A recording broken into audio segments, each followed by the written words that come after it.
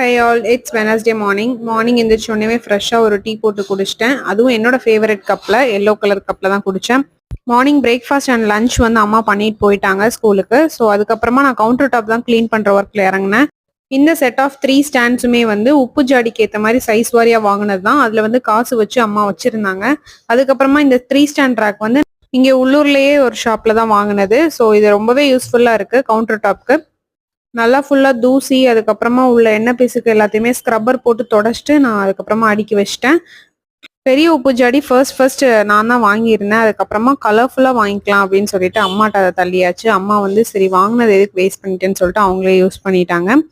இதுக்கு முன்னாடி ஒரு வீடியோல சொல்லியிருக்கேன், உப்பு ஜாடியில வந்து நம்ம நான்வெஜ்லாம் யூஸ் பண்ணறதுனால கை விட்டு எடுக்கக்கூடாதுன்னு சொல்லிட்டு உடன் ஸ்பூன் தான் போட்டிருப்பேன் அப்படின்னு.